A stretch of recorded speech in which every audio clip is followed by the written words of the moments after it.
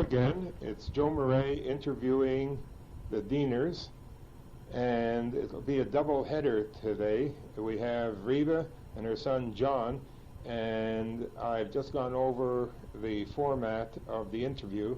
So we'll start off with Reba, and then John will jump in, and we'll alternate between the two of them. I don't know how long this is going to last, but I'm sure it's going to be a full 2 hours of information that will be valuable for the archives. Reba, we'll start with you, and let's just start. You grew up in Montreal, so tell us something about Montreal, the shtetl. Well, I grew up in Montreal. I lived in a neighborhood where there was a mixture, I would say, of Jews and French Canadians. There were quite a number of Jewish families on our street, but actually our closest neighbors were French Canadians. We got along very... What street was this? What area? I lived on Colonial, yes, right on the corner of Villeneuve. Right. My grandfather owned, my fingers, but he owned a good part of that corner, and we lived in one of the houses there. We got along very well with our French, We lived next, my family, consisting of my mother, father, my sister, who was 4 years younger than me, and a brother 10 years younger than me. We lived next door to our grandparents, my father's parents. We were very, very close, and I was in and out of their house all the time. I spoke Yiddish to my grandparents because my grandfather especially refused to speak English. My grandmother tried in her own way to speak English, but my grandfather said he felt it wasn't necessary here. But my grandfather came over, I think in 1900, came over from Sokolets in Ukraine. He actually, as far as I know, he came over to avoid fight in his army. He left my grandmother and my father in Europe, brought them over a couple of years later. My grandfather worked for many years as a cutter in one of the big clothing companies in Montreal.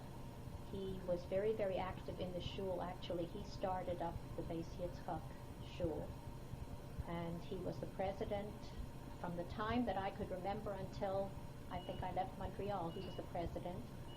He was very, very involved with the Shul, very orthodox, and also involved with the cemetery.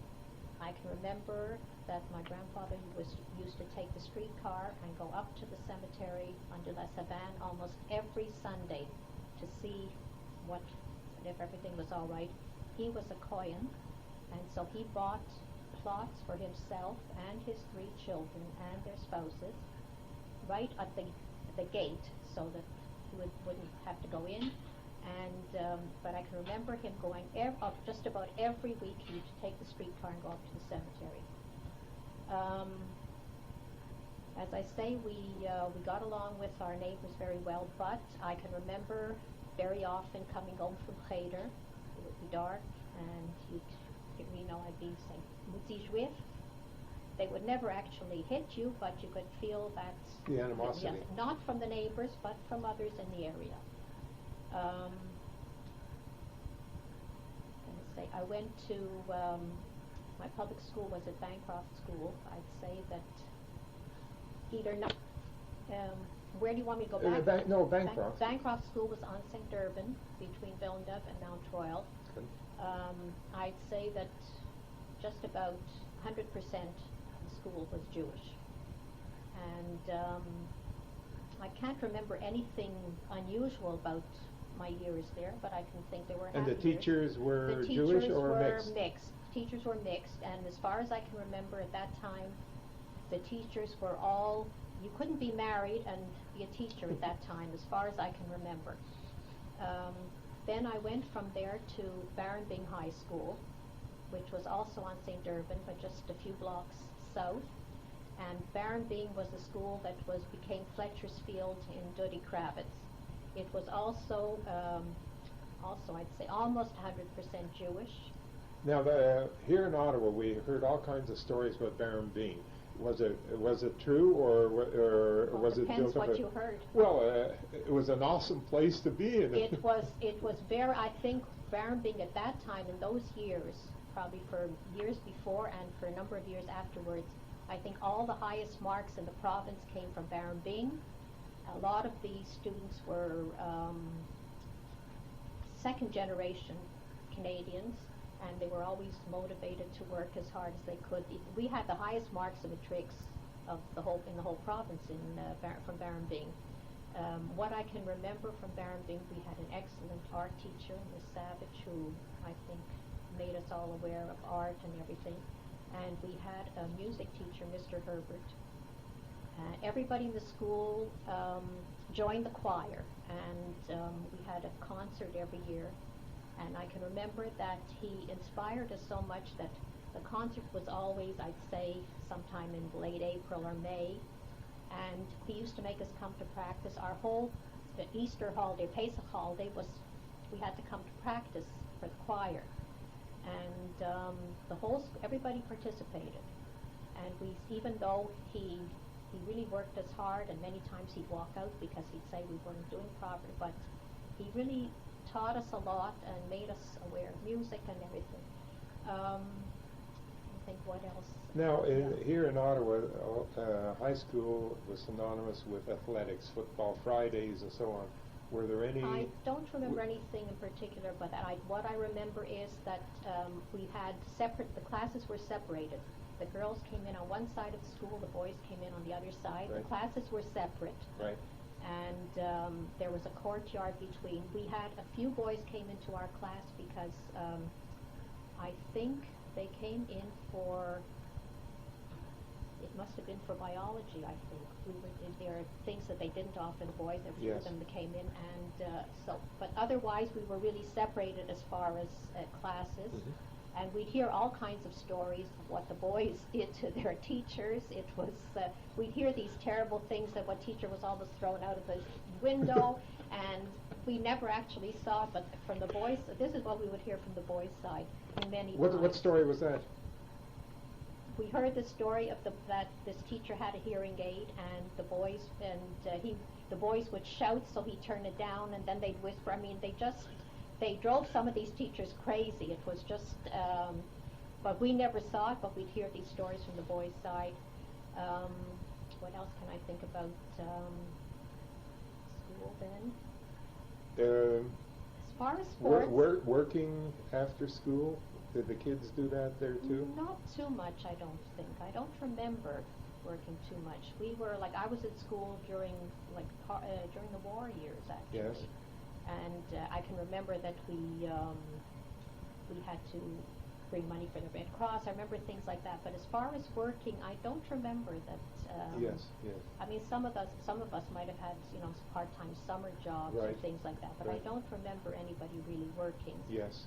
Trying to think what else. And what was shopping or things that shopping, I can remember movies and so on. My mother used to go shopping almost every day because at that time nobody had a car and we didn't have fridges, and my mother would walk down. You had an ice box? We had an ice box, yes. Who emptied the schissel? Whoever happened to be. It was too bad if we forgot to empty the schissel because it was all over the floor. And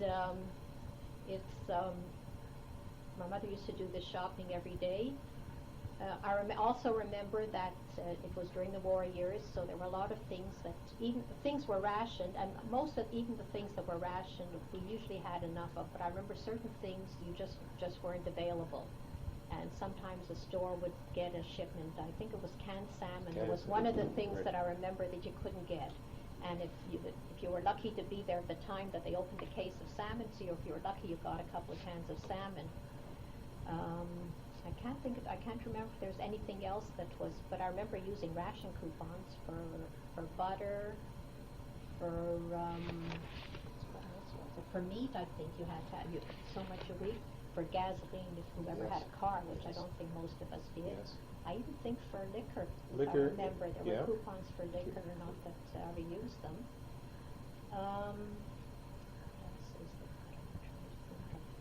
the movies? You Oh didn't yes, go to movies, we didn't go to movies because many years before that there had been a fire in one of the theaters in Montreal and a number of children were burned.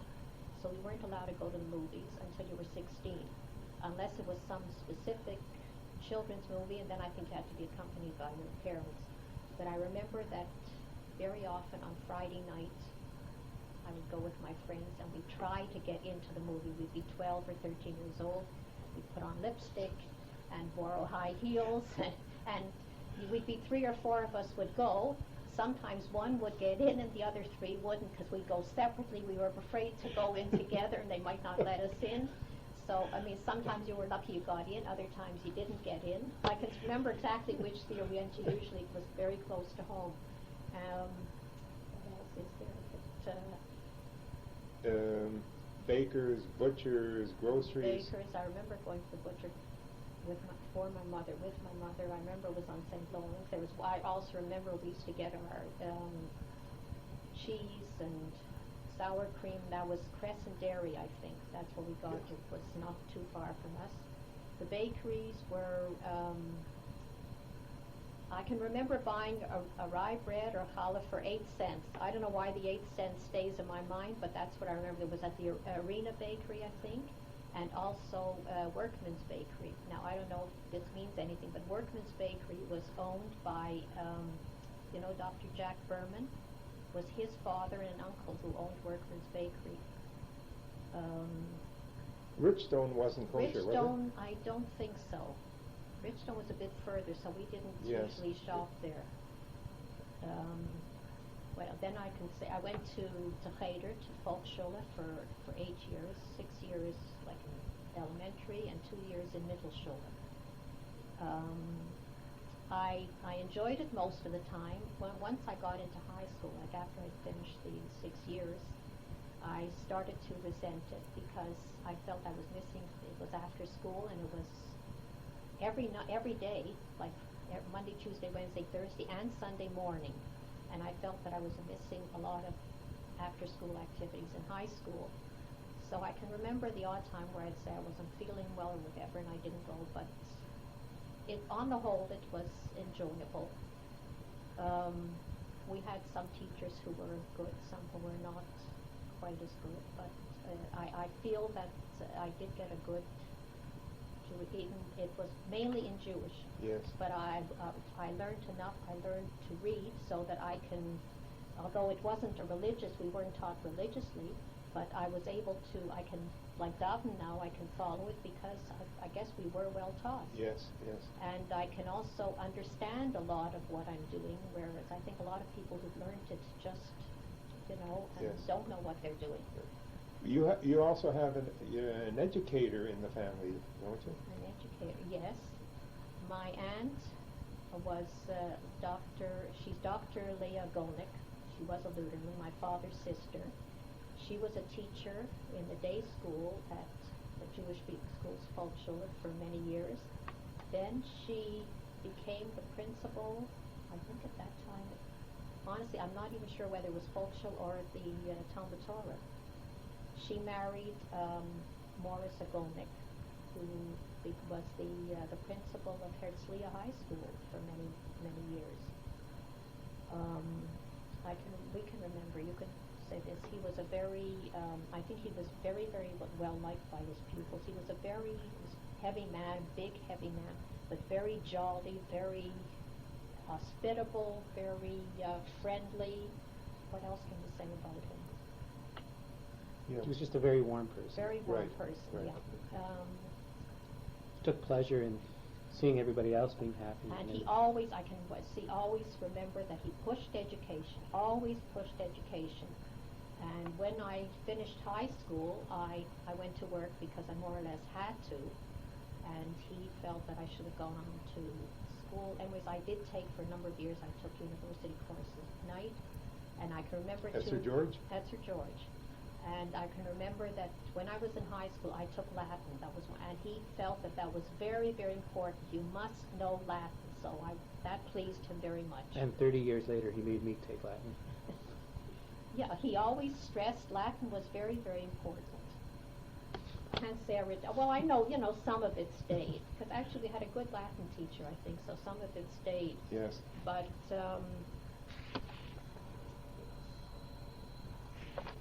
restaurants?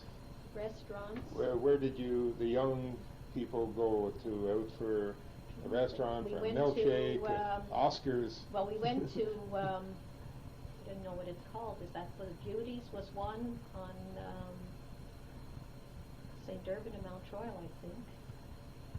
There's, we used to go out, I think, on Park Avenue, this was when we were a little older after we went to the movies, was Lindy's, I think, was on the corner of Park Avenue and St. Joseph, if I remember. Oh yes, and talking about Park Avenue, Yontif on like Yom Kippur or Rosh Hashanah after we finished, you would meet everybody in Montreal, I think, on Park Avenue. You'd see everybody walking on Park Avenue then. I can also remember too that Yontif, Rosh Hashanah, Yom Kippur, the streetcars were empty because I think the Jews owned most of the clothing factories, and at that time everybody closed. So Yes. if you were out at that time, you could see the streetcars were empty. Nobody was on the streetcars. It was just empty. My other grandfather, my mother's father, belonged to he was, my mother's father came from Gubernia. Now, I don't even know where this is. Gubernia is a province. Well, that's all I know at this point. It must have been in that same area, though. I don't know. Yeah. We didn't see him as often. Well, we go to visit him fairly often, but we didn't live that close. He was a gabbai for many years at Beis Shlomo, which was on Clark and Dag, I think. Actually, it was across the street from the other shul. A big shul or a shtibel? It was no, the first shul. My other grandfather's was a shtibel sort of. This one was a little bigger, and this one, as far I can remember reading in the Gazette a few years ago, that they were keeping this as a heritage building. It's apparently the style and everything is something that they've trying to collect money to preserve the shul. This was Ashkenaz or Sfarad? Ashkenaz, yeah, right.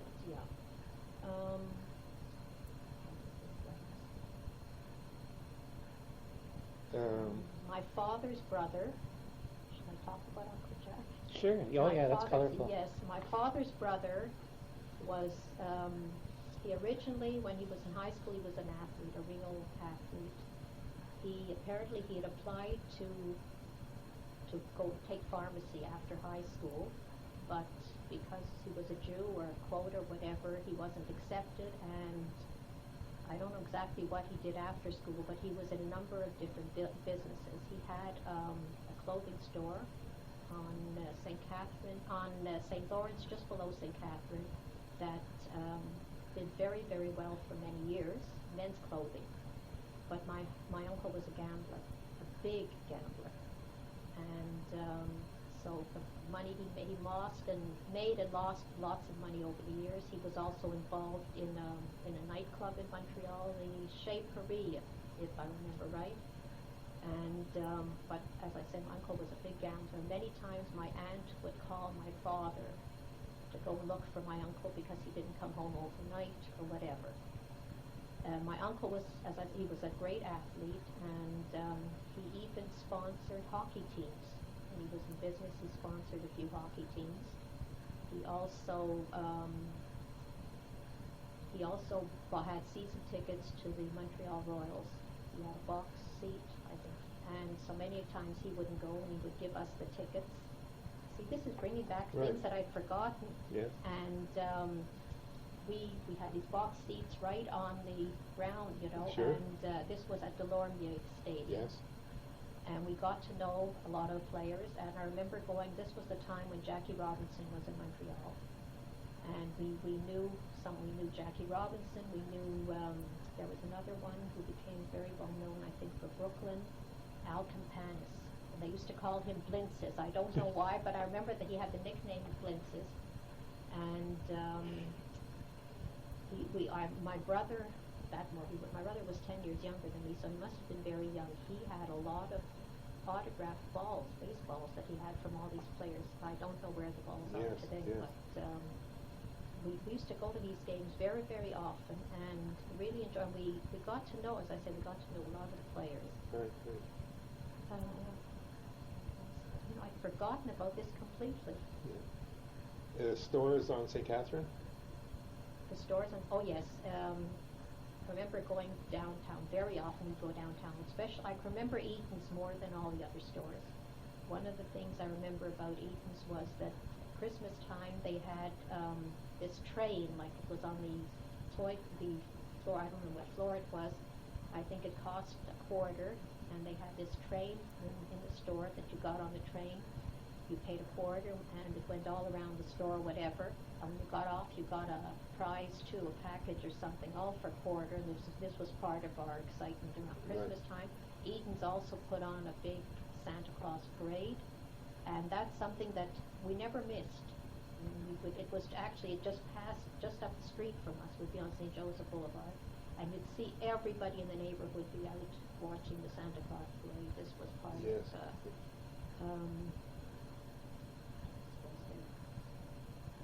Ogilvy's? there was Ogilvy's, which wasn't the best. Morgan's was, I think, they had more expensive things. Morgan's was the next block from Eaton's. Also, Burke's was across the street from Morgan's, and I remember what impressed us with Burke's, they had a window that was sort of curved, and it looked as though there was no window, no glass in it. That's something that I remember from that. I can tell you stories about our Jewish neighbors. There weren't that many, but I think there were a lot of colorful stories. There was one family lived across the street. I was quite friendly with the daughter. The father, I can remember, was a very quiet, nice man.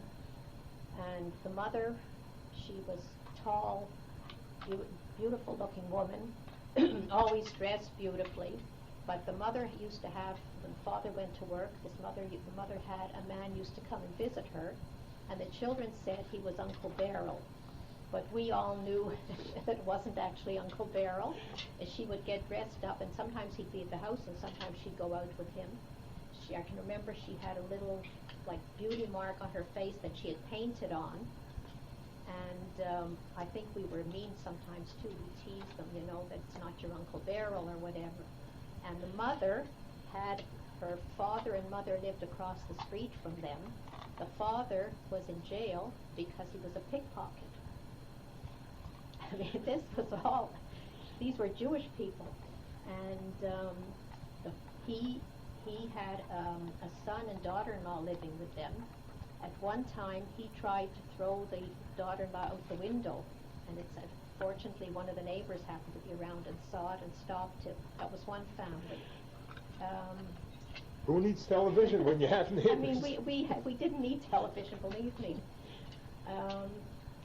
As far as the French, there were French family lived just a couple of doors from us. It was Mr. and Mrs. Martel.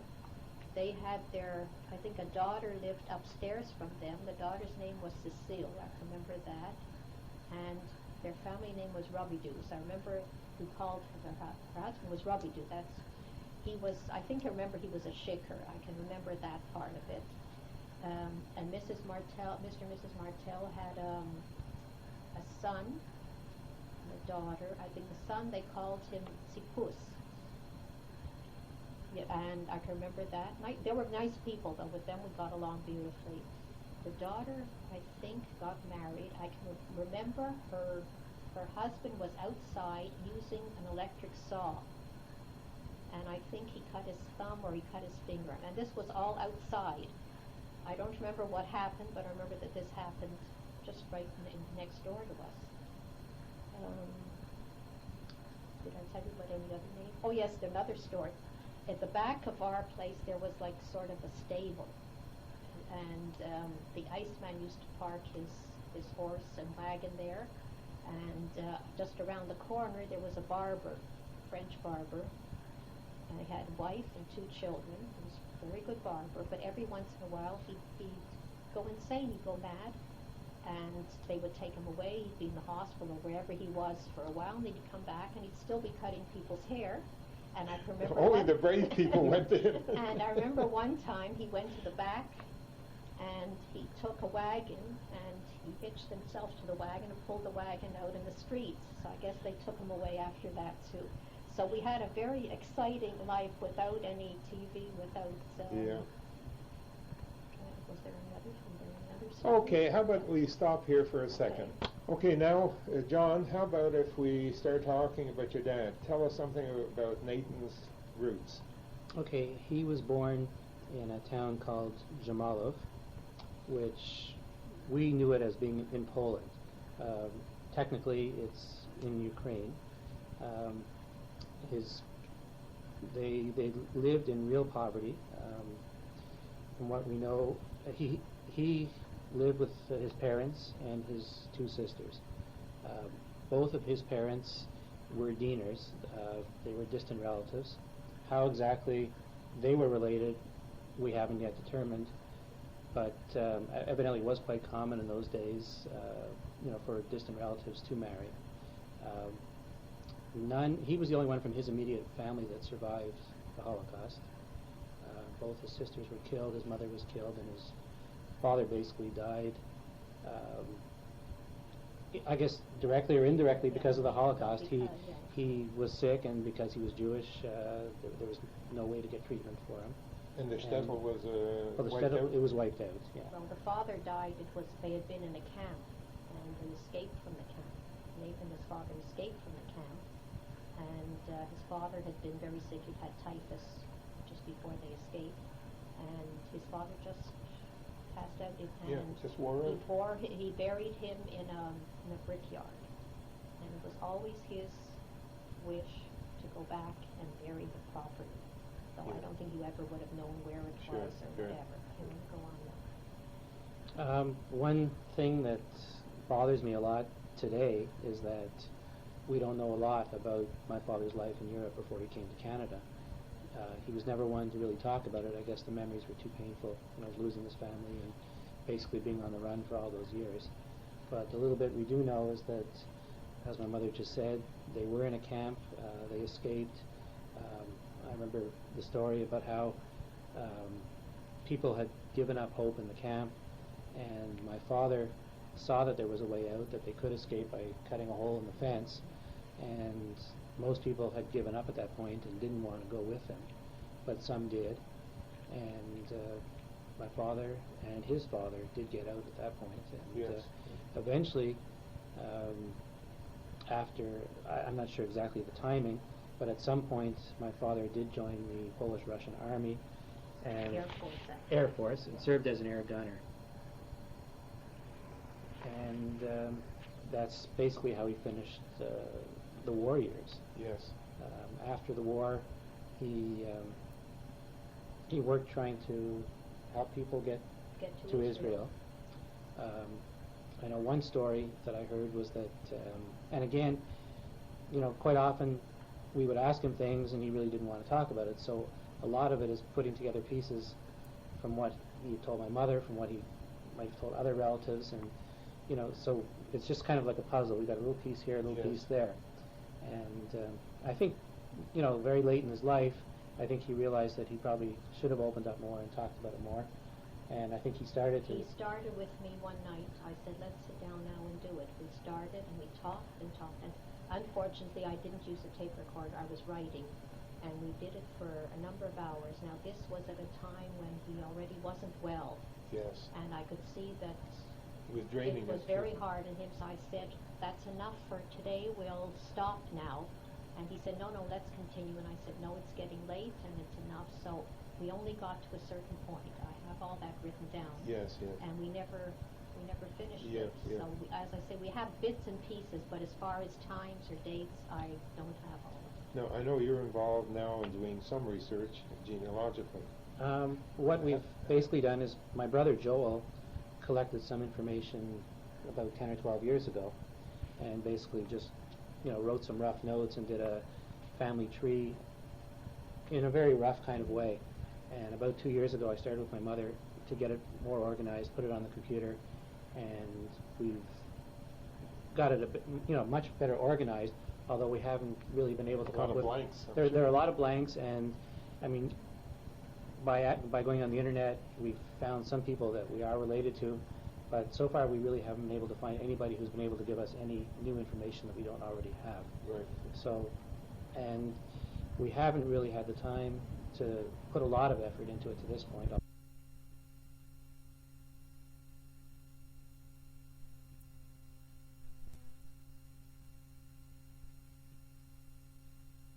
I've tried to locate people who have relatives or ancestors from Shamalov. We haven't been able to make any connections with anybody. One thing that's interesting is that there are probably about 20 people looking for information on the Diener family. However, and they all seem to be within 20 or 30 miles from where my father grew up, so obviously there is a connection, especially since both my grandfather and grandmother were Dieners. All the Dieners seem to come from this one area, but we can't seem to make the connection.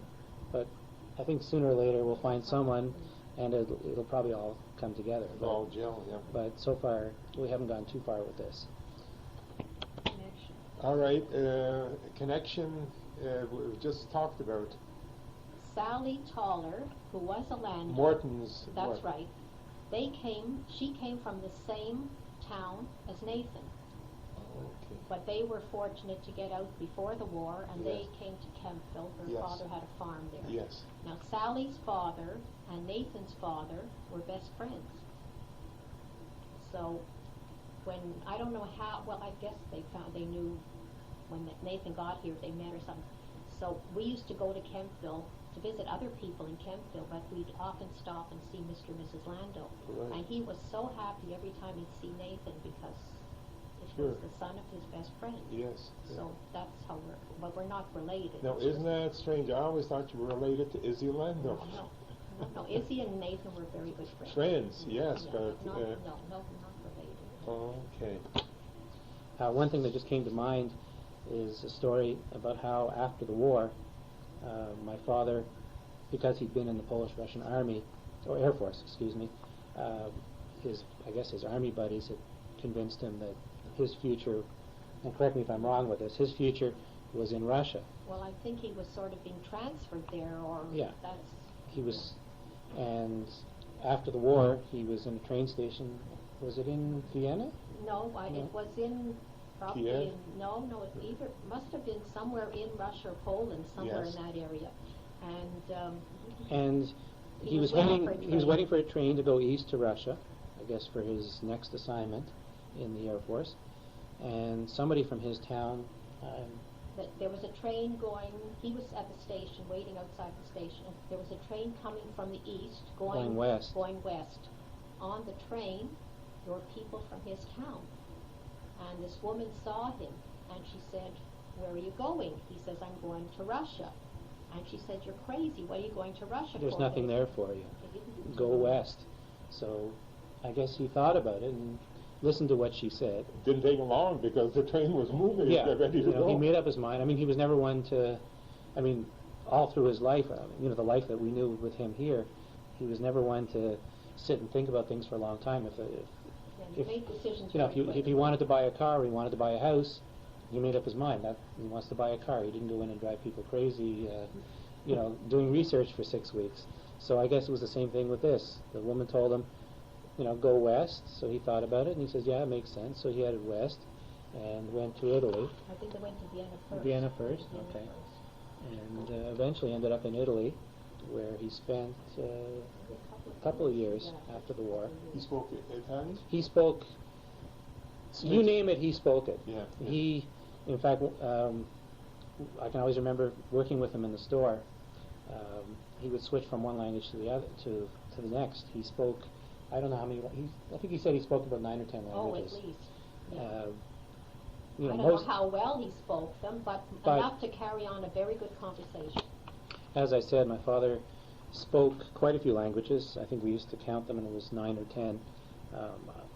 He wasn't formally educated in any of these languages, of course, because his childhood was disrupted by the war.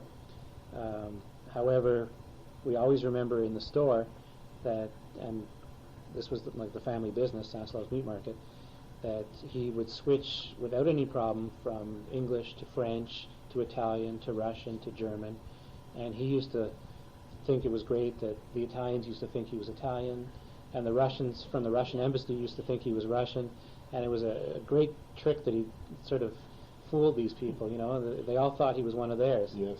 And that was very interesting, and we always used to get a kick out of that. Okay, so he gets to Canada how and when? He came to Canada in About 48. Okay. December 48. He arrived in Halifax. He came by boat on the Sturgis. I'm not sure where that ship was registered. I've been trying to get more information on that ship. The only thing I can find is that it is one of the ships that brought refugees to Halifax, but that's all the information I can find on it. He did have a letter, and I think my mother still has it, from the captain of the ship, basically thanking him for his services on the way over. He sort of worked his way across, and he was obviously well liked by the captain.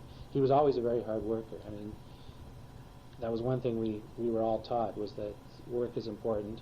In fact, even with the family business, there were years where you could come into our store on a Saturday, and both my father and mother were there, as well as all 4 children working in the store. And that happened for many, many years, and I think that was a big source of pride to him. Yes. So he lands in Halifax. He lands in Halifax. He immediately took the train to Montreal. Montreal, there's a story there too. Why He to was- Montreal? He was supposed to was supposed to come directly to Ottawa. But Why to Ottawa? Because he was sponsored by Mr. and Mrs. Silbert, who were cousins. Yeah. He was originally supposed to go to New York. He had an aunt, his mother's sister, lived in New York, and they wanted to bring him there, but apparently there was a quota. So she asked these cousins, Silberts, if they would sponsor him in Ottawa, and I think they paid for whatever had to be paid, but the Silberts were The willing American to, cousins paid for yeah, it. the American, Yeah. and the Silberts were willing to bring him here, get a job for him, and he lived with them. He came on I think it was a Wednesday or Thursday. On the Monday, he started working for Ottawa Ironwoods, the Balins. On Nelson Street? Yeah. He worked there this was at 48. He worked there until 52. Yeah, he always used to tell us that he put up the iron bars at Camp Borden and at the And Banknote Petawawa. Company and at Camp Petawawa. He used to He tell us worked- these stories. He used to work with Mr. Balin and with, I think, Sam Balin. Yes. And traveled with them. he always had great things to say about the Balins, Yeah. about how good they were to him when he came to this country. And he was also very, very great. He lived with the Silberts. He didn't have it easy there, but Was at that least- Sam Seabury? Sam Seabury, yeah. Sam and Goldie Silbert. Goldie was the cousin. He lived there, and at that time, Bernie Putterman was living with them. His mother had died, Yes. and he was boarding with them. So Bernie was very, very helpful. They became very good friends, and Bernie was the one that introduced him to Sam Zunder, who became a very good friend, and to Izzy. That's Yes. how he Yes. came into contact with Izzy. And I don't know what else do you want to. But you were telling the story about he was supposed to go to Montreal. Oh yes, he was supposed to go to Montreal. Oh, to he was Ottawa. supposed to come to Ottawa. That's right. He had heard that in Montreal there was a cousin there who had a daughter. He was interested in getting married. He was interested in setting up, starting a Yes. family. He heard this woman had a daughter, and he thought, well, he'll stop. He couldn't speak English. He couldn't. But anyway, it was also, I think, it was like a landslady, Yes. that's whatever. And I don't know if he called her, he didn't call her, but anyway, whatever it was, he went on to Ottawa, and that's where he lived for the, Right. Right. that. Okay. Now, how long ago was this before you got married? He came in 48. We met in 52. We were All right. So in the 4 years, he worked at Balin's, and what was the breaking point? Why did he stop working at Balin's? He wanted to go in business for himself. This was always his Okay. idea to go Yes. and work for himself. Oh, one thing, if I can just interrupt, one thing that impressed me, after he passed away in '95, we were looking at some letters that he had written shortly after he came to Canada. And there was a letter that he wrote, I think to Goldie Silbert, Oh, yes, I think. in almost perfect English. And this was just a few months after Yes, he that's arrived right. here. He was on And the- it, yeah. you know, we didn't even realize this until just 4 or 5 years ago. Here he arrived in this country, not speaking English, not speaking French. It goes back to what we were talking about a few minutes ago, that I guess he had this tremendous interest in getting ahead and learning the language and becoming a Canadian. Within 6 months, he wrote a beautiful letter in almost perfect English. And this is something that, Night school and so on? well, he He went went to night school taking bookkeeping. I don't know if he took English. I don't think he ever took, but he took a bookkeeping course at Commerce. Yes. And this well, you're writing, it's a postcard that he sent to Goldie. He was working with the Balins in Peterborough, I think, and he said, in the postcard it says that it's cold there and whatever, and just a short Right, postcard, but right. the English was Yes. really... It's interesting yeah. that he wrote it in English, Yes. but not in Yiddish, since That's right, since yeah. they both spoke Yiddish anyway. Yes, But, yes. Okay, so let's stop for a second here. I think shortly before we met, he had an opportunity to go into business. He, I don't remember exact details, but he went into business with Mr. Gandel, Jaime Gandel. He had a chance to go into business then. Mr. Gandel knew some of the business. I think Mr. Gandel had been working with his brother-in-law. I don't remember who it was, working with his brother-in-law, and apparently something happened and they lost the license. And Mr. Gandel was going to take over the store and he needed somebody to help him. So Nathan... The store, when you say store, the butcher shop. Butcher shop. Yeah. This store was on Byward. I think it was 10 Byward Market. We always said it was where the Dominion store was, but the Dominion store is not there anymore either. It's where It's near where Zach's is. Zach's is, yeah. It's around that, in that block. And he was with Mr. Gandel for a number of years. He had a hard time there. I don't want to go into details. I don't want to No, say anything. well, learning the trade He too. learned the trade. At that time he learned to speak English, learned Yes. to speak French. Yes. And but it wasn't an easy thing because Mr. Gandel was not an easy man to work with. And he was with him for a number of years. And then I think the building was sold or whatever, and they were going to put the Dominion store up, so he was out of business again. And just fortunately at that time, Sam Saslov, who had a store a little further up the street, he had a dairy, Saslov's Dairy, in the next block. He was sort of getting ready to retire, but he didn't want to give up the business completely. He was looking for somebody to help him and to maybe eventually take over. So he went in with Sam Saslov, and at that time it became Saslov's Meat Market. And he worked with Mr. Saslov and with Lily Saslov, who was very nice to work with, very pleasant. They got along very well. And then when Sam finally retired, I don't remember exactly what year it was, he took it over completely, and he stayed there for many, many years. Yeah, yeah. You can start adding to that. Well, the business is still in existence in the year 2001. Currently, my brother Joel and I run the business. We have 2 stores. The one, actually, my mother just said that when he started with Mr. Gandel, it was D&G Meats, Diener and Gandel, and that was at 10 Byward Market. And when he moved in, or when he went to Saslov's, that was at 30 Byward Market. And he stayed in that location, or we stayed in that location, until 1999. At that point, we had the chance to move up the street again to 50 Byward Market. So we seem to go Closer to Rideau. Well, we're getting closer and closer to Rideau. I think maybe in 60 or 70 years we'll be in the Rideau Center. We went from 10 to 30 to 50. So I guess the natural progression is to 70 and 90. And anyway, we'll see what happens. The business is doing extremely well right now. As I said, Joel and I have the 2 stores. I run. Well, before you jump in, you grew up in the store. We grew up. So tell us something about your childhood growing up in the store. But then we're going to have to backtrack because you weren't even born yet in this thing. So John, well, let's let my mother give birth first, okay, and then we'll go back. Right on. Okay. Okay, we were married. We met in July '52. We were married in January '53. It wasn't long, and I came to Ottawa. We eventually had 4 children. Oldest was John, who was born in 1954, February '54. John, do you want me to say John's married now? Sure. Or do you want to do that? Sure. John got married in 1980 to Dyra. They now have 2 children, Brian and Erica. Brian is 17, Erica's 14. Then Seymour was born in April 1956. Seymour is married to Aviva. They have 3 children, Ross, who is 13, Jason, who is almost 12, and Matthew is 5.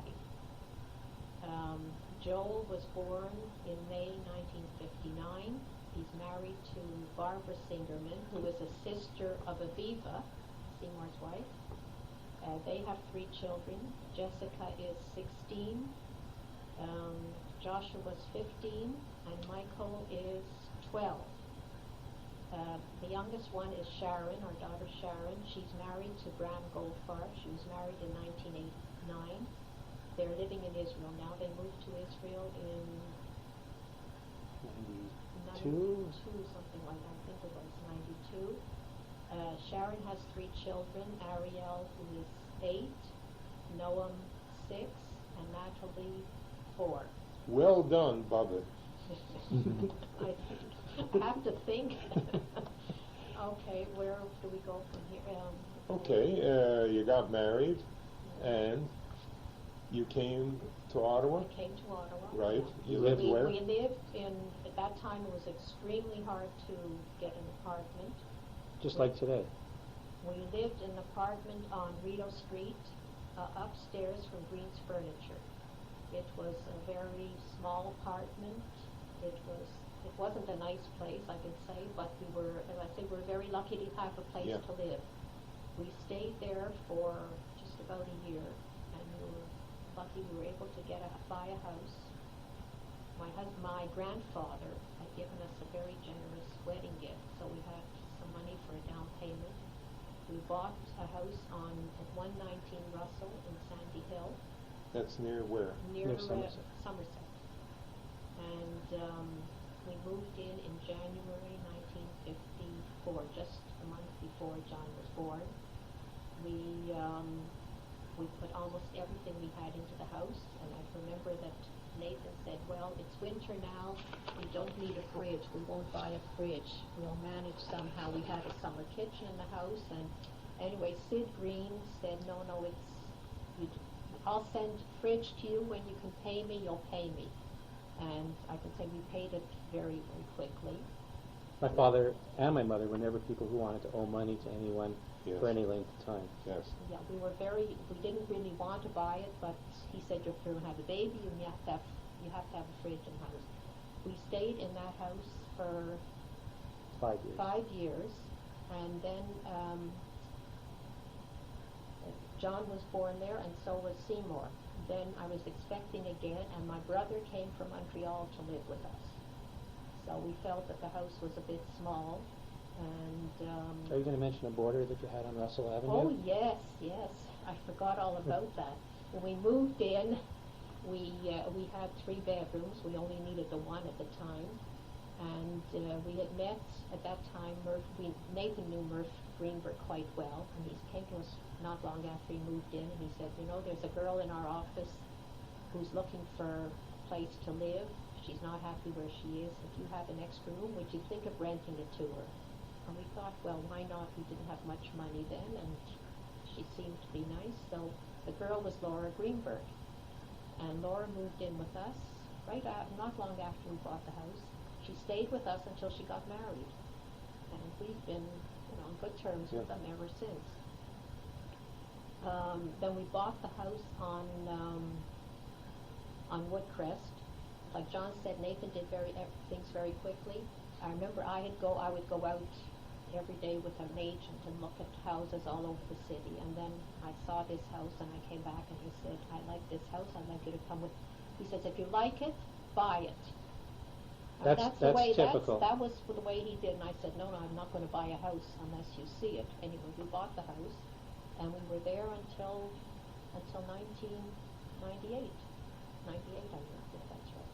Just another example of how he did things very quickly, and but things always turned out right, is in the way he used to buy cars. We used to have a customer who used to come to the store, Mr. Clarence McDaniel, who worked for several of the Chrysler dealerships in the city over the years.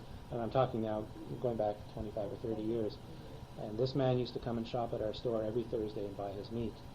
And when it was time for my father, my father used to drive a station wagon that he used to use for the business for deliveries. And when it was time, in those days he used to trade the car in every couple of years because generally the drivers were fairly rough on the cars and they just wouldn't last that much longer, or it was getting expensive to repair them. So this Mr. McDaniel would come in the store, and my father would tell him, well, I think it's time to get a new car. So the next Thursday, Clarence McDaniel would come down with a new car, and he'd take the old one in as a trade-in. My father would never tell him, I want blue or I want green, or it was whatever car he had that was a good deal that he knew my father would like, and my father he didn't care what color it was, or as long as it would do the job. It was never, he wouldn't drive people crazy, shopping and asking questions. He knew that this was a person that he could trust, and so he didn't have to bargain with him, although he was a very shrewd negotiator when it came to the business. But not to other things. No. Okay, so your childhood. My childhood. And your siblings. Okay. The family. As my mother told you, I was born in '54. I've lived all my life in Ottawa. In fact, 3 out of the 4 of us have lived pretty well all our lives in Ottawa. Sharon's the only one who left, and she's living in Israel. I had a typical Ottawa Jewish upbringing. I went to Hillel Academy. I did my 8 years there, which was, I guess at that time we thought we were doing hard time. Although looking back now, we had a fabulous education there, and that motivated me to send my 2 children there. Who were the teachers? The teachers were, all the legends that everybody talks about to this day. People like Werner Bauer, Nathan Levine. The principal at the time, my time there, was Mr. Frankel, Ephraim Frankel. I have great memories from that school. I was in a graduating class of 16 students, so it was a relatively small class. We were all great friends. Most of the class have moved on and are now living outside the city. I think there are only 2 or 3 from the 16 that are still living in Ottawa. But I think we had a very good education there. I still have a very good command of the Hebrew language. I'm certainly at home in Shul. I know how to daven. I feel, even though my 2 children went to Hillel, and I haven't used my Hebrew in 35 years, I feel that my knowledge of Hebrew is much better than that of my children, who one of them just graduated from Hillel last year. So I don't know whether it's because I had a better grasp of the language or whether things were taught better in those days, but I definitely received a very good education there. What was the discipline like in the school? It was, we got into trouble like anywhere else. It was tough, but no tougher than anywhere else. I can't really think of any stories there that stand out other than the fact that I had a teacher for English, Mrs. Gorey, a British woman, who was actually my teacher for grades 2 right through grade 6. I had her for 2, 3, 4, 5, and 6. We took 3 and 4 together in those days. I think when I was in grade 6, I got into a little bit of trouble with her. I did poorly on a test, or I forgot to do an assignment, or I can't remember the exact details, and Mrs. Gorey asked me to have the paper signed by my mother. I didn't want to get in trouble with my mother, so I thought I could do a pretty good imitation of her signature. So I signed the paper and turned it into Mrs. Gorey the next day. Mrs. Gorey immediately recognized that it was a forgery and sort of pointed it out to me and said that she would be getting in touch with my mother. So now I was going to be in trouble twice. Once for doing the assignment poorly, and the second time for forging the signature for the criminal act. So I decided that I wasn't going to go home that day. And in those days, I think the first few years I was in Hillel, we used to it wasn't a school bus in those days, it was a taxi driven by Rowley, who was an institution at Hillel for many, many years. I think he must have driven hundreds of kids over the years, this Rowley. I don't know if anybody ever knew his last name, but he was a French-Canadian, a really nice guy, and he was basically the taxi driver for the school. I don't know how much he paid in those days, but the transportation was obviously extra on top of the tuition. In any case, for the first few years, I used to go to school with Rowley, but once I was in the higher grades, maybe from grade 5 or 6 up, I used to take, well, it was OTC in those days, which is now OC Transpo, to get to school. And we lived in Alta Vista, and the school was on Rideau Street at Chapel. And in those days, there were no transit ways, so I used to take, it was a long trip. It was probably about an hour and a half, because we used to have to take a bus down Rideau to roughly Wellington Street area, then catch number 1, which went all the way down Bank Street. It went all the way to Bank and Heron, and came up and went up Heron to Alta Vista, and then we had to walk from Alta Vista and Kilbourne the last 5 minutes to get home. So it was a long schlep to and from school. Anyway, being in trouble with Mrs. Gorey and with my mother that day, I decided that I wouldn't go home. So I went in the area where we lived in Alta Vista, off Cunningham. There was this sort of undeveloped area that we used to call the Pollywog Pond. All the kids used to ride their bikes through there. It was fairly wooded. So I went and sat there for 3 or 4 hours after school that night. Meanwhile, my parents called the police, and the police were looking all over the neighborhood. In those days, police actually responded to that kind of thing. Now they tell you if he's not missing 48 hours, he's not missing yet. But in those days, the police did respond. Anyway, I sat there, I think probably till about 6 or 6:30, and I guess I was getting hungry, so I walked home. And then I happened to look out, I think, Yeah. and I saw him walking home. Yeah. Yeah. So I guess they were so happy to see me that I really didn't get in too much trouble over the 2 incidents at school. But, it was a typical kind of situation that, the same kind of problems kids get into today. Yeah. But it was fun. Hillel was good. And I really, I enjoyed it. And your siblings all attended Hillel? The 4 of us went to Hillel, yeah. And I think we all did reasonably well there, and we all learned to appreciate our heritage. We learned, to read Hebrew. We learned about Judaism. We learned about our history. And, it gave us values that are very strong, in a big part of us today. And, we've all tried to pass that through to our children. After Hillel? After Hillel, 3 of us, the 3 boys, who were the oldest, went to Ridgemont. We all went to Ridgemont High School, which is on Alta Vista Drive, pretty well where Alta Vista meets Bank Street. High school was a fun time. I had trouble at the beginning because I was very young when I started high school. I was only 12 years old. My parents had started me in school a year early, and then since we took 3 and 4 together, I was 2 years younger than a lot of the kids that I went to school with, and it was very difficult at first. I know the first few months in school, I was really lost. I know, and there were only 2 of us that went from Hillel to this school, and the other person wasn't in any of my classes, so it wasn't like I had anybody there that I could talk to, and it was difficult. I was young and much younger than the other kids, and basically they all knew each other because most of them had come out of Alta Vista Public School. So I was kind of like a lost soul. And the first few months I had a lot of problem in high school.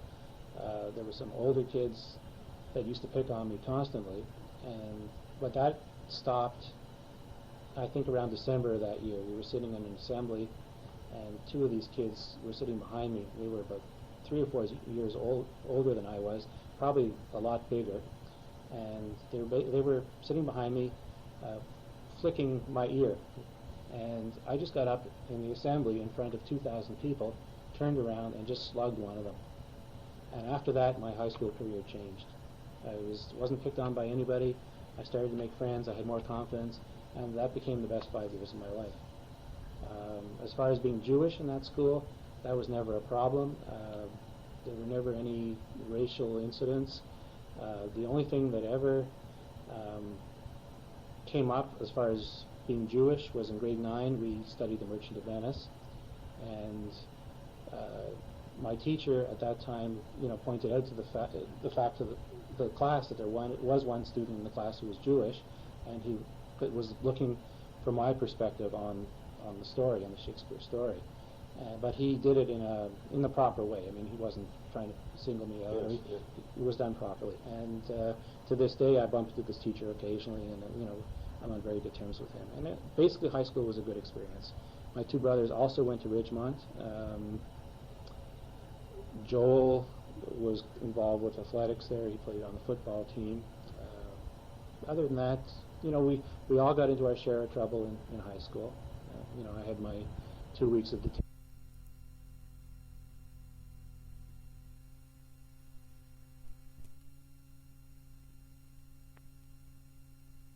Again, it's Joe Murray interviewing the Dieners, and it'll go right into with you, John, with the school.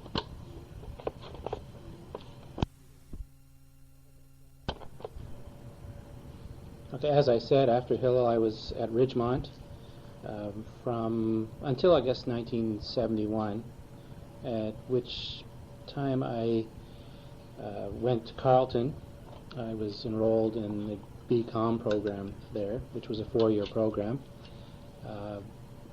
I didn't complete the program. I did 3 years of it, but kind of lost interest in the 3rd year. I was finding that because I'd spent so much of my life working in an actual business, I was more interested in practical applications than all the theory that we were learning in school. And I lost interest, and I decided to get into something different. What I had done in the 3rd year at Carleton, one of the options that I had taken was a computer course, and I found that very interesting. So after my 3rd year at Carleton, I dropped out of the BCom program, switched to Algonquin, and took a 1.5-year intensive data processing program, and got involved with the computer business in its infancy in the 70s. While I was at Carleton, though, I kept active with the family business. In fact, I even arranged my schedule so I would be off on Fridays so that I could help my dad in the store and be there Friday and Saturday. So I was in school Monday through Thursday. I was in the store Friday and Saturday, and I worked at the JCC on Sundays. So I was a pretty busy guy. I had a long involvement with the scouting program at the JCC back in the 70s. In fact, when I was a kid growing up, there was a program at the JCC called Sunday Fun Day that all of us went to. We used to carpool with the Rivers family in those days and with the Neymarks. And I think just about everybody in those days used to take advantage of the programs at the center on Sunday. And That's on Chapel Street. On Chapel Street. And I always... I was a member of the 39th Cub Pack as a kid, which was run by Henry Toronto in those days. And I was in Cubs for, I guess, the 3 or 4 years. After that, I was in the Boy Scouts, the 39th Scout Troop, also out of the JCC, also run by Hank Toronto.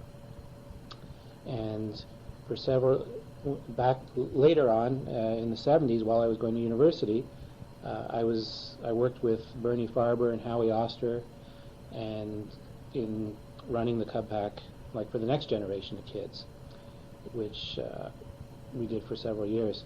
In fact, that led to probably 20 years later, Howie Oster approached me about starting. He was very interested in starting a scouting program again. He remembered how great it was when we were kids, and he pushed me, and we got the 39th Cub Pack started again about 10 or 11 years ago. I helped him for the first couple of years, but he's basically done it ever since, and it's a vibrant organization. And Howie himself works for the scouting organization for the whole country. Anyway, so during my university years, I was busy with school, the store, and the JCC activities, which I did for quite a long time. You were in computers? Yes, I left Carleton after 3 years of the BCom program. I went to Algonquin College. I took a 1.5-year intensive course there. And shortly after finishing that course, which I really enjoyed, and like I say, this was in the 70s. We didn't have computers in every home like we do now, but the data processing industry was in its infancy then. I got a job. I think my parents were at a party at Davis's house, Barry Davis, and they're related to the Fines, who own Fines Flowers, and they heard at that party that Fines was going to be computerizing their organization. At that point, Fines Flowers had about 12 stores, a large wholesale division, a large landscaping division, and they were looking to, and they ran a huge greenhouse, and in those days, people weren't using credit cards as commonly as they are now. So if you wanted to send flowers to someone, you would charge it basically with Fines Flowers. So they had a huge receivables system that was all done manually. So they hired Herman Rudman at the time to get things automated for them. And Herman had many years' experience in the government. He needed someone who was kind of fresh out of school to do the running around and get the computer systems working. And basically, my parents heard that this was happening. They told me about it, and I applied, and I was immediately given the job. That was in 1975. I stayed at Fines for about 2 years. It was a tremendous learning experience. There were lots of problems there in that Harry Fine, who was almost 80 years old at the time, still wanted to do everything himself, didn't want to give up any control, and it was very difficult to do things there, but it was a really good learning experience. That job got me my next job, because the controller at the time at Fines moved on to work for Treble Clef for Harvey Glatt and Harold Levin, and about 2 years after I started at Fines, this guy called me and suggested that I come to Treble Clef because it was a more progressive company and that they could use my skills there. So I did that. I went to work for Treble Clef for about 4 years. I met my wife there. She was also an employee there. I set up the computer systems for them. Unfortunately, they expanded too quickly, and I could see that they were in over their heads, so I left the company about a year before they went bankrupt, which was in the early 80s. At that point, my father had been running the store in the market for almost 30 years. He was getting tired. At that point, he was basically on his own. He didn't have any real good support staff, so basically he was carrying the load himself. My parents weren't taking any holidays. He was burned out, and he was at the point where he was ready to give up the business. I felt, and I should mention too, that while I was working at Fines and while I was working at Treble Clef, the store was still part of my life as well. I would leave my other jobs Friday, head down to the market, work till 9 on Friday evening with my dad. We'd get up early Saturday morning, and I'd spend all my Saturdays at the store as well. Doing what? Not just selling. Not just selling. In those days, the volume of meat sold was so much more than what is sold today. In fact, when I was a kid, there were 10 or 12 butcher shops in the market alone. And you didn't have a Loblaws in every neighborhood of the city like you do today. Plus, families were larger, meat consumption was much higher, and everybody used to shop in the market. Meat was people ate a big meat meal almost on a daily basis. So we had a tremendous business, and everybody else who was in the meat business down there did tremendously well also. So I used to go in with my father we used to get up before 5 in the morning. We'd have breakfast, we'd go to the store, and from 5:30 till 8 o'clock, we basically, the two of us, just cut without a stop and made our displays. We had a large refrigerated window that was kind of the focal point of the store. It drew people in off the street. Actually, there were two things that drew people in off the street. There was the window that was displayed in a very attractive manner. The meat was cut fresh every day. Whatever was left at night was brought into the cooler and kind of touched up the next morning. That was the one thing that brought people in, this tremendous display of meat, like hundreds of pounds of fresh meat in the window, displayed very artistically every day. The other thing that brought people in off the street was my dad, who, through his personality and also physically going outside and bringing them in off the street, basically accomplished that. So that's what we did on Saturday morning, for the 2.5 hours of preparation. After 8 o'clock, at 8 o'clock, the rest of the staff would come in, and the day would start. The customers would start coming at 8 o'clock, and it was crazy from 8 o'clock in the morning till 6 at night. And then you had to spend an hour cleaning up. Well, we used to start cleaning up around 5 or 5:30. We used to start cleaning, and it was a major job too. In fact, my staff laugh now when I tell them the story, but it's only about 12 or 13 years ago that we even had hot water in the store. And when you think of all the health inspections we have to go through now to run the business, in those days we didn't even have hot water.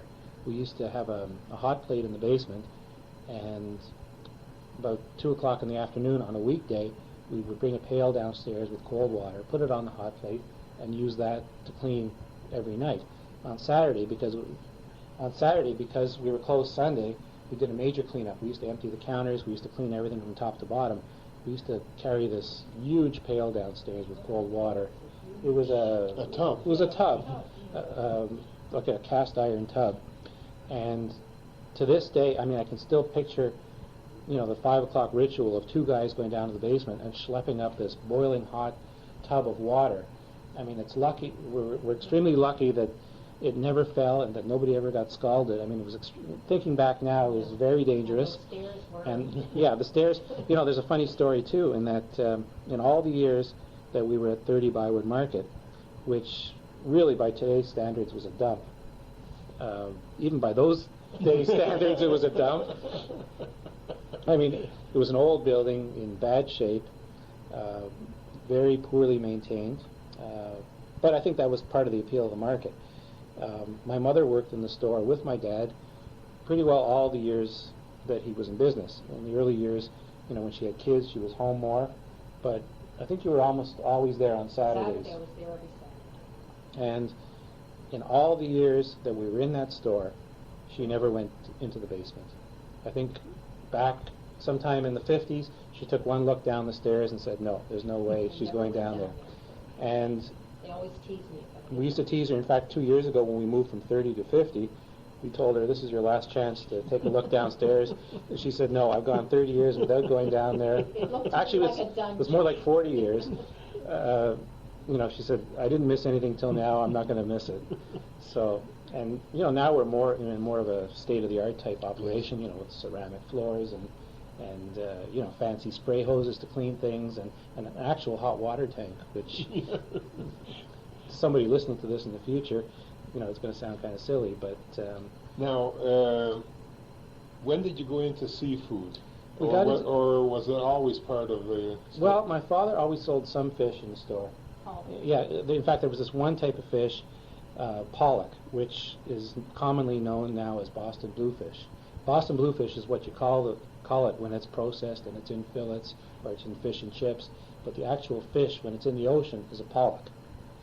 And I think people used to make comments about buying pollock from the Pollock in the market. But, again, that was one of the appeals of the store as well. Well, I don't know how he started with this, but it was a winter thing. yeah, Mainly, pollock wasn't used to come in 200-pound cases. It was a wooden case, and we used to open it with a hammer and pry the wood off, and he used to put this case outside the store on the steps. And I can remember selling the fish for 39 cents a pound, but I'm sure it started out at 10 cents a pound. it? Sell a whole fish. The fish weighed anywhere from 10 to 20 pounds, and somebody would buy the fish, we'd bring it in, they'd either take it home as is, or we'd cut it into steaks for them. It was a white fish, similar in sort of, it was good for staking like salmon, but it certainly didn't compare to salmon, although it was okay. It wasn't a bad fish. It was certainly good value for the consumer of those days who didn't have much money and, wanted to go far with his $3 or $4. Anyway, we used to have these 200-pound cases sitting outside the store, and occasionally it attracted the odd thief. And we have a classic story of how two of them were working together one day, and my father took off one way and I took off the other way, and we caught the guys with the fish. So, usually it's the guys catching the fish. This time it was, anyway. So that's basically how we started in seafood. He also used to bring in salmon, frozen salmon from Ottawa Meat and Fish, and used to slice that and sell it frozen. And so basically fish was a bit of a sideline. When my brother Joel and I took over the business, actually, just to go back a little bit further, as I said before, I came into the business in 81. My father was getting fed up at the time. I was getting tired of working for somebody else at Trebleclef because I'd always had a taste of working for a family business. So, after discussing the situation with my wife, who I'd only been married to for about a year at that point, my wife and I went to see my parents one night and said, hey, you're interested in making things a little easier for you. I'm interested in doing something a little different for me. Why don't you let us take over the business and we'll help you out? So after discussing it, we agreed on how we would do it, and the rest is history. In fact, it actually worked out quite well. My father learned to relax a little bit more. He took a couple days off during the week, and it worked out really well in that about a year later, he got sick, seriously ill for the first time, with his heart problems. And I don't know how the business would have continued at that point if I hadn't been in the business, because there was nobody there who was capable of running it at that point. So I took over the business in 81. My father got sick in 82, and Joel came into the business shortly after. The 80s were sort of a time of change for the business, not so much because Joel and I were coming in and my father was starting to take it a little bit easier, but just because shopping in general was changing. Families were at the point now where both spouses were working.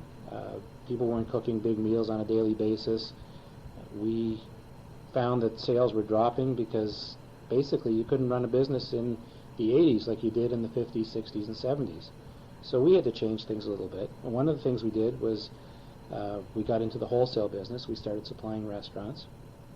And another thing we did was we kind of stumbled into expanding the seafood part of the business.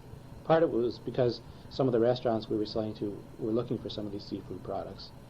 And partly it was just a fluke. A woman came in one day from BC, and she had a truck parked outside, and she said she'd just been out west and she bought a tremendous deal on smoked salmon or lox, and would be interested in seeing some. And we didn't know the first thing about lox other than the fact that my father used to buy it at Cardish's once in a while, and it was a nice treat for us. But the stuff looked nice, and we tasted it, and it tasted good, and the price seemed reasonable, although we really didn't know what we were doing. So we bought a few hundred pounds of it, and we started showing it to our customers, and we sold it all almost immediately. And from there, we managed to connect with some wholesalers, and we were in the seafood business. At that point, the seafood business was taking off. the restaurant business was taking off. We couldn't really operate properly out of the little location on the market. We didn't have enough storage space. So we bought a condominium warehouse on Colonnade Road, which is in Nepean, which if you're listening to this in the future, Nepean doesn't exist anymore. Nepean is now part of Ottawa. We bought a 1,000 square foot warehouse, and we put in basically a big freezer there. And those were the days before the big box stores were open, before the Price Club or Costco, before Loblaws and all the other supermarkets started selling seafood in a big way. So we sort of captured a little opening in the market. We used to open our warehouse. We were kind of pioneers in this business. We opened the warehouse to the public on Saturday. We'd run an ad in the local paper on a Wednesday, which was the food advertising day, with some hot specials, and open our warehouse on Saturday for a few hours. I would go in one week with my wife, and Joel would go in the other week with his wife. And it was just a two-person operation, and it was easy business because everything was in boxes. It wasn't like in the store where everything had to be cut. And it was a nice little sideline. And that went on for a few years until such time as the economy took a turn for the worse in the early 90s. What happened, or how did you get connected with the famous Nathan's marinated herring? Well, I knew you were going to ask that. We linked up with a guy in Toronto who had this is actually where we got the idea to open a warehouse on Saturday. This very dynamic guy in Toronto whose name was Henry Ender. He used to advertise in the Canadian Jewish News, and in those days we all had young children. We used to go to my parents' place for supper, like for Shabbos dinner every Friday night without fail, and the Canadian Jewish News was always sitting there. And after supper I'd always look through it, and on the back page was this ad for this seafood warehouse in Toronto, and he was pushing lox and herring and all kinds of fillets, and we figured, well, if he's doing it, why don't we do it? And one day I noticed they had a tremendous price on lox, so we called him up the following week and we said, can we buy from you, or can you put us in touch with somebody? And he said, he kind of took us in as, he sort of a mentor. Yeah, and he says, I'll teach you what I'm doing. And he was a bit of a gun. He was doing tricks that we didn't want to do. He was, when you buy frozen seafood, for example, if something is in a 3-pound bag, if you actually put the bag on a scale, it actually weighs 3.5 to 4 pounds, because all frozen seafood is glazed. They dip it in water to protect it from freezer burn. Well, he used to take it out of the bag and put it in his own bags, so that when he weighed it, he was charging the customer for the 3.5 or 4 pounds. So you were paying for the ice. So he was teaching us these things, which we decided not to do. It wasn't the way we were brought up. But he had lots of good connections, and he showed us a lot of good products, and he introduced us to the annual Boston Seafood Show, which we started going to on a regular basis. One year in Boston, we were walking through this huge show, which takes place in this big convention center. It was two or three floors of this big convention center, much bigger than the Congress Center here in Ottawa. And we're all, seafood people come from all over North America, actually from all over the world. And we saw this booth displaying Nathan's herring. And we stopped to talk to these two guys, two goofy kind of guys running this booth. And, it caught our attention because we were looking for a good herring to sell, something, that was out of the ordinary from, what was available here in Ottawa. And I guess because our father's name was Nathan, this had a special appeal to us, and the product was really good. So we started talking to them, and we applied for an import license, and we started distributing it here in Ottawa. We sold a lot of it out of our own store, plus we were putting it into places like Rideau Bakery and to a few of the kosher delis in Montreal. We used to send our own truck to Montreal once a month with a load of herring, and quite often lox as well. So that was a going concern for quite a number of years, until the government kind of followed it up with, increasing the price of import duties and import licenses, and with the exchange, it just became a little bit prohibitive. But we did extremely well with that herring for quite a few years, and like Joe here was saying, he thought the Nathan's on the label was the Nathan behind the counter at the store, but it wasn't. We always used to fight, Jesse and I, because at the best of times I would only eat marinated herring, but she brought up with sour cream, and to this day it's the most revolting thought in my mind, sour cream and herring. Well, before we were selling the Nathans throughout the city, basically you could just get marinated herring. Well, Nathan started with sour cream, with dill, with all kinds of crazy things. Yeah. I mean, there were some of the combinations, I don't know, but I mean, if you were to meet these two guys in Boston, you would see why. And they were the two craziest guys, but they did extremely well with it, and it was a good product, and it still is. Unfortunately, it's not that easy to sell it here now. I'll just mention a couple of other sidelines that we got involved with in the business. One of them is kosher. It actually goes back to my father's time when he used to bring in products from Montreal, non-kosher, and he had a guy in Montreal with a truck who used to... You forgot about Mel, huh? Yeah, I forgot about Mel, Yeah, we had this supplier in Montreal who was basically a broker. He represented a few of the meat companies in Montreal, and he used to come once a week with his van and bring us whatever, bacon, hams, whatever. And he also used to go to Marvin in Montreal, which was the big kosher chicken supplier in those days. So whenever my father, or whenever we needed chickens for ourselves, he'd pick up kosher chickens, he'd pick up the products from Levitt's for us.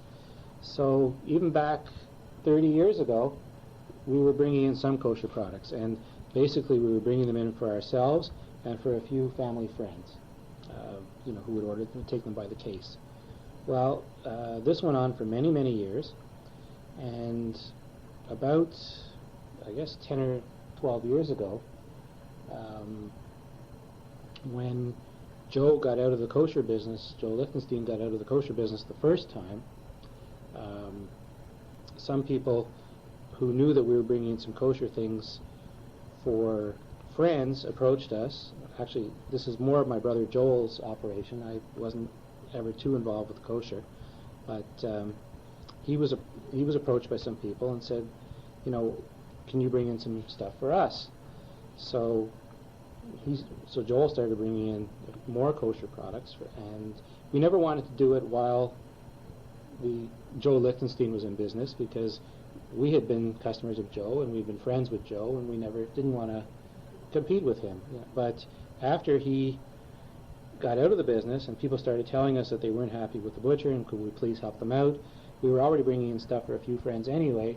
We just kind of expanded it and brought in more things. And basically we brought in kosher chickens from Marvin directly. We weren't using this broker anymore that we had started with. And we started bringing in some kosher and meat products from Toronto, some beef.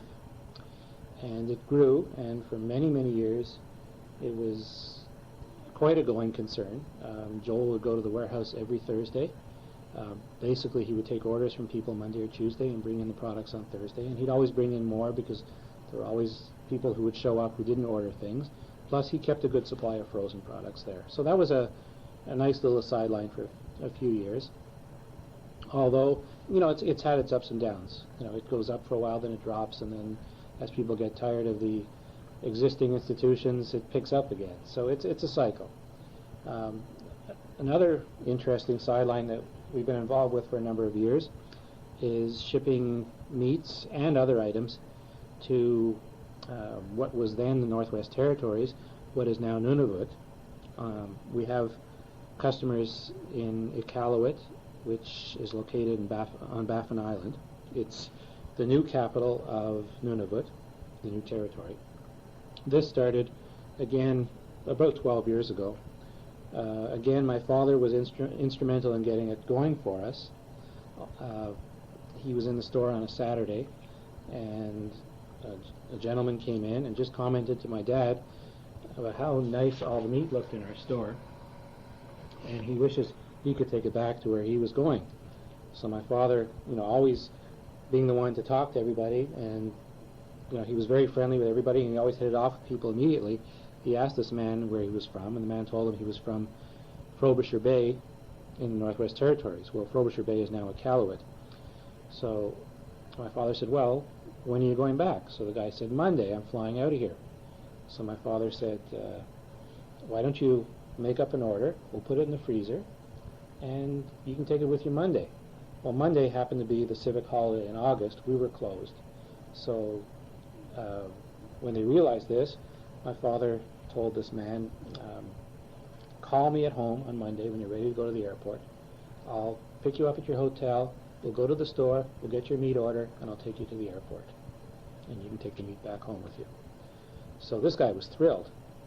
He brought the meat back home. About 2 weeks later, I got a call from this man in Frobisher Bay, and he said, everything was wonderful. Everything up here in the north is extremely expensive. The supply is very limited. There's no variety. It's basically, you've got to take what the local store has, or you take it or leave it. He says, could you send me up some more meat?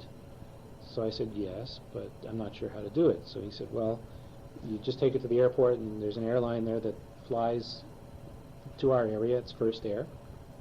Just pack it and mark that the box has to be kept frozen, and they'll do the rest. So I did it. Didn't hear anything from the guy for about a month. Calls me up again. Everything was wonderful. Send me an order. Plus, I've got 3 friends who want orders. Well, from there it just took off. We decided if, just from word of mouth, we had 4 customers just in a couple, 3 or 4 weeks, let's try advertising. So we put out a flyer, and one of the things we advertised in the flyer was that when you order your meat from us, we'd be happy to pick up other items for you. Whether it's a muzzle for your dog, or whether it's a bucket of chicken from the Colonel, or whatever. If we can get it for you and it's legal, why not? So, we would pick it up, mark up the price a little bit, and, for our service, and include it with our order. And this grew tremendously, became a major part of our business, and is still going strong today. Now, how often do orders go out? Well, I went to the airport. Usually I go every Thursday with orders. Oh, once a week? Yeah, although this week I was there yesterday and today, and I'll be going back on Thursday. So it's up and down. The last couple of years, the northern business has declined a little bit because, once again, the government stuck their nose into something. They're subsidizing shipments out of certain areas of Quebec that they consider to be depressed. So if you're ordering from these if the people in the north are ordering from these areas in Quebec, the government is paying most of the price of shipping. Yeah. So it makes it more attractive to order from there.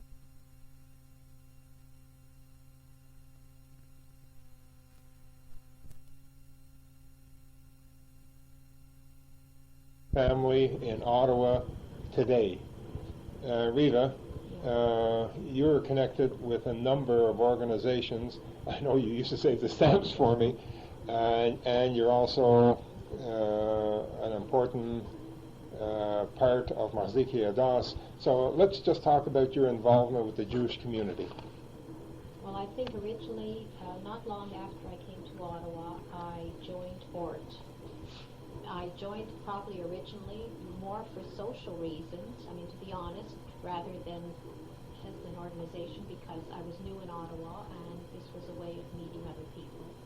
And over the years I did become very involved. I think I was president of my chapter a number of times, and about maybe 25 years ago I became treasurer of the region, and I've been doing it ever since. As a matter of fact, there's no more ORT in Ottawa as such, and it was just a matter of a couple of weeks ago that I finally closed the account, and that's it for now. I was also involved, when the kids were in school at Hillel, I was involved with the PTA. I used to be in the cafeteria every week helping out there.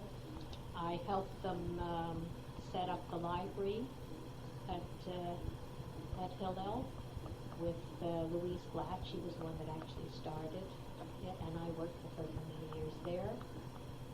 I became involved with the Tamir Foundation. I was asked to be on the board. I was on the board for a number of years, and then I did the donor cards for Tamir for several years. I was asked to be on the the executive of the Sisterhood of Maksiki as treasurer. I think that's maybe it's about 7 or 8 years now. And then just about almost 5 years now that I started helping out in the office at Maksiki. It started out really very part-time. I would go in for a couple of days a week, and sometimes I wouldn't go in for 3 or 4 weeks. If they needed the extra help, I would go in. And then a year ago, the person who was doing all the bookkeeping wasn't well, and she had to leave, and they didn't hire anybody else. So for just about a year, I was there full-time doing most of the deposits and the banking and anything else that needed done there. And now I'm back again to 2 or 3 days a week, which is the way I like it, because I like to have time for other things. And I think that's it. For many years, we never took holiday because we were tied down with the store, and I think we might have gone away for the odd weekend at times, and I think my mother came to stay with the children. I think our first real holiday was in 1971. Mm-hmm. John was old enough to be in the store the summer, so that was our first trip to Israel. You took 2 weeks. 2 weeks, yeah. We did a tour of Israel in 2 weeks. Then over the years, well, we've been there many times after that. Then we take the odd week. We went to the Bahamas a few times. We were in Vegas for a long weekend, Vegas and San Francisco. We visited my sister in Madison, my sister and her family in Madison, Wisconsin a number of times. We were there for their children's bar and bat mitzvahs. We went to New York frequently because Nathan's aunt lived there.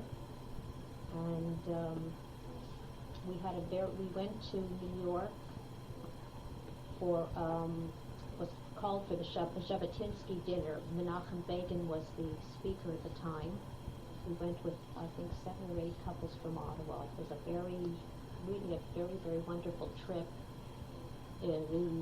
All the events took place at the Waldorf Astoria, and they had entertainment, and Menachem Begin, as I say, was the main speaker. It was a very exciting. Nathan had been involved with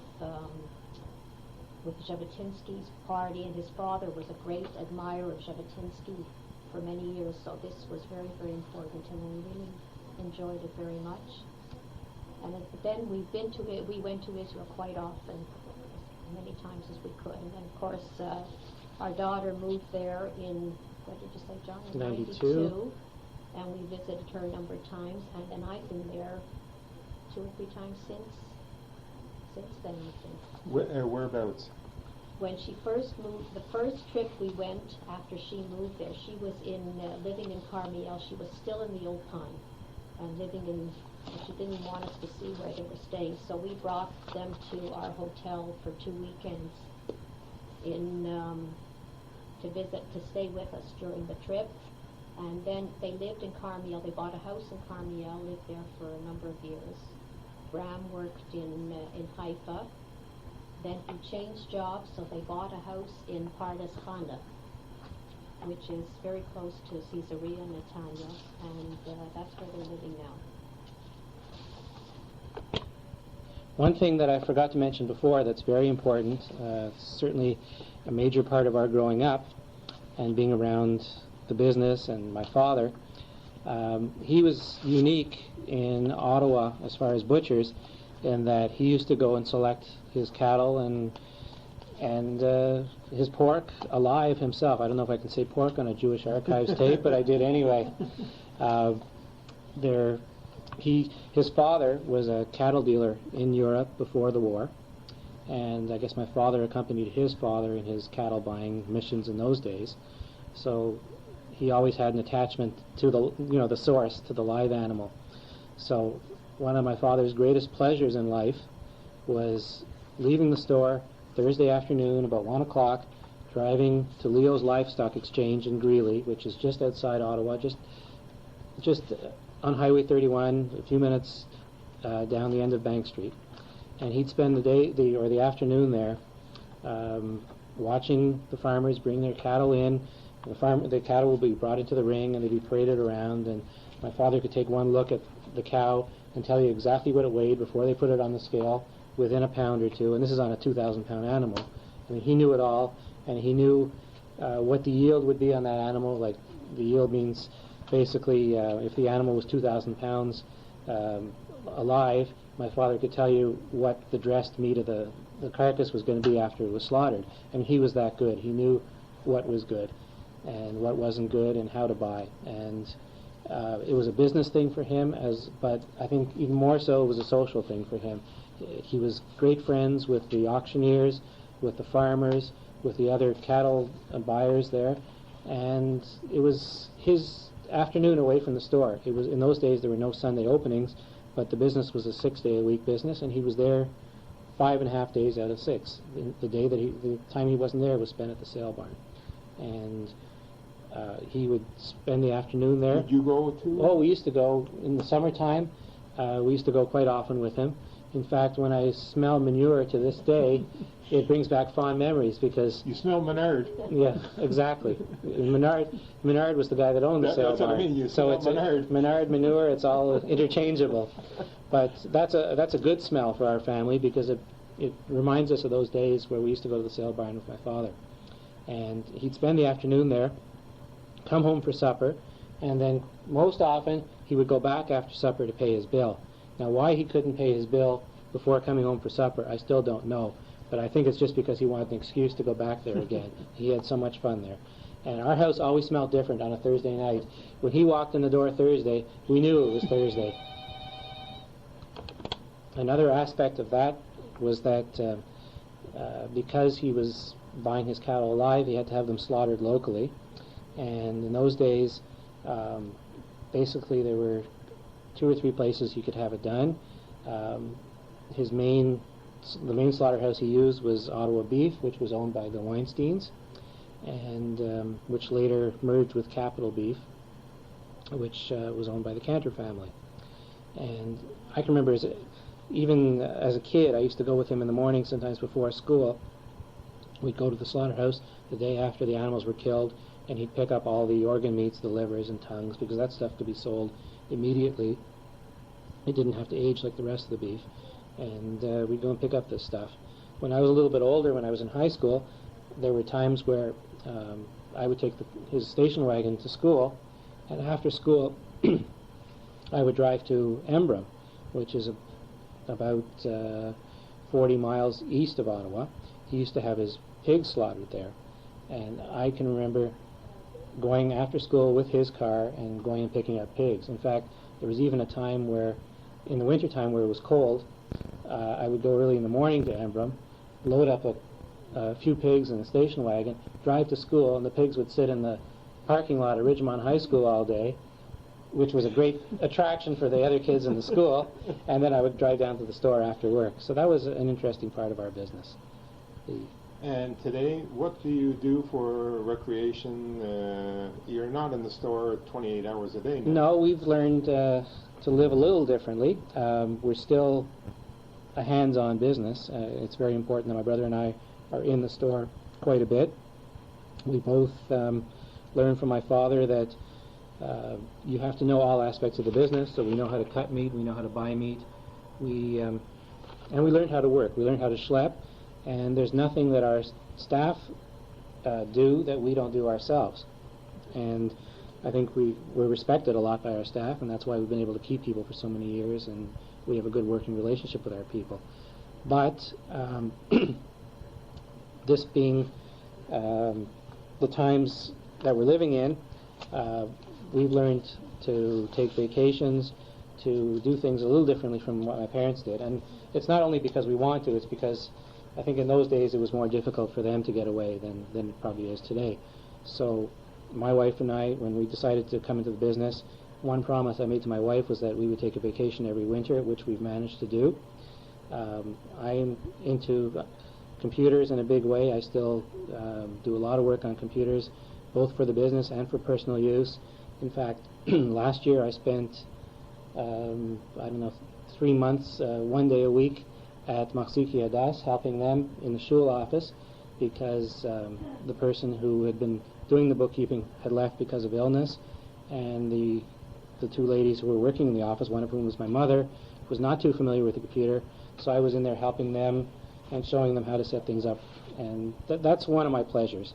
And as far as sports, I'm not too active in sports. I like watching the occasional game, but I'm more of a watcher than a doer. I swim quite a bit in the summer, but I'm not really involved with any organized sports per se. Reading? I enjoy reading. I read quite a bit. Yeah. Favorite? I read all kinds of things. I like mysteries. I like any kind of political cover-up type thing. And when I go away on a holiday, I'll read 4 or 5 books in a week. I really enjoy that. And I don't read as much when I'm not on holidays, but I do try to read, and it is important to me. And I enjoy doing things with my kids. Yeah. That's important to me too. Well, both of you are being very generous with your time. What I promised to be about an hour and a half is well over 2 hours. By the time you finish, it'll be about 2.5 hours. Thank you very much. I know this is going to be a worthwhile addition to the archives, and people in the future, a week or a year or 10 years from now, will be able to know a little bit more about the Dieners. Thanks to both of you.